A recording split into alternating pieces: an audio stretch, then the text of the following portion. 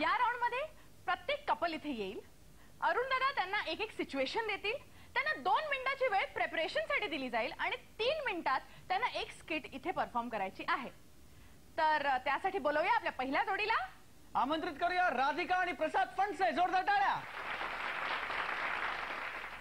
बघूया अरुण दादा तुम्हाला काय सिच्युएशन देतात. दादा, शूटिंगला जर तुम्ही कौतुकाने तिला घेऊन गेलात आणि त्या ठिकाणी जाऊन काय बोललाच नाहीत तर काय होईल?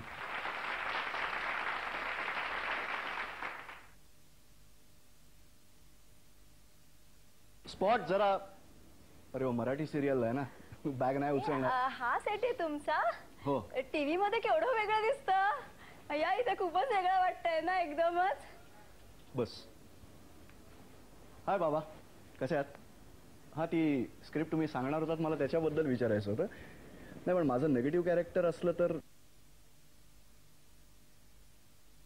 माझी बायको. नमस्कार नमस्कार.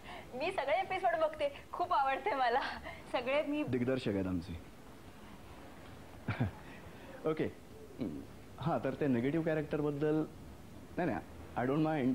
मला आवडतं उलट वेगवेगळे कॅरेक्टर्स करायला. या. अरे प्रसाद, इथे रूळ काय करतात? एक्सक्यूज मी, इकडे. ते रूळ नाहीत, त्याला ट्रॉली म्हणतात. ट्रॉली, त्याच्यावरून कॅमेरा या बाजूनी त्या बाजूला जातो, त्या बाजूनी या बाजूला येतो. ती माणसं कशाला ती ढकलत नाहीत? ढकलतात म्हणजे दादर स्टेशनवरून माटुंगा स्टेशनला तो कॅमेरा ढकलतात. आया, म्हणजे आज असं प्रवासाचं शूटिंग आहे. किती छान.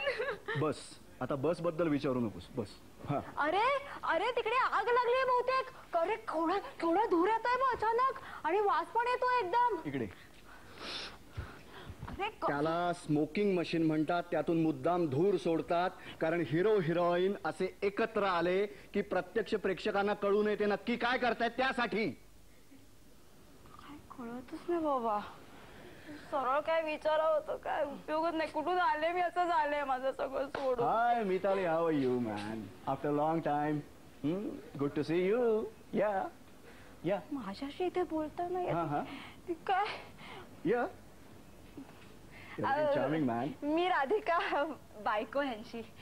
तुम्ही त्याच ना, त्या अश्रू वाहती बदा बदा मध्ये घरोघरी जाऊन आग लावता, त्या एकदम नॅचरल ऍक्टिंग करता मस्त, अशाच आहात का तुम्ही खरंच?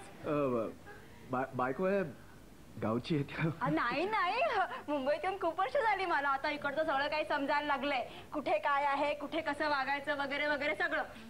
इतकी काय ना गावंढळ नाहीये मी. Okay, time up time up time up time up time up. Prasad, Radhika, क्या बात आहे. जाणून घेऊया की परफॉर्मन्स परीक्षकांना कसा वाटला. दादांपासून सुरुवात करू. अरुण दादा. छान आहे. खरं इम्प्रोव्हायझेशन हा खूप अवघड प्रकार असतो. फार कमी वेळात तुम्हाला ते सगळं सादर करा. मुख्य काय विषय दिला याचं भान ठेवून ते करावं लागतं. तर ते तुम्ही खूप चांगल्या पद्धतीने सादर केलं. थँक्यू अरुण दादा. सुधीर दादा, प्रतिक्रिया आणि मार्क्स. प्रसाद, छान. थँक्यू. हा अनुभव मी पण घेतलेला आहे. आणि राधिका, छान वठवली भूमिका. थँक्यू.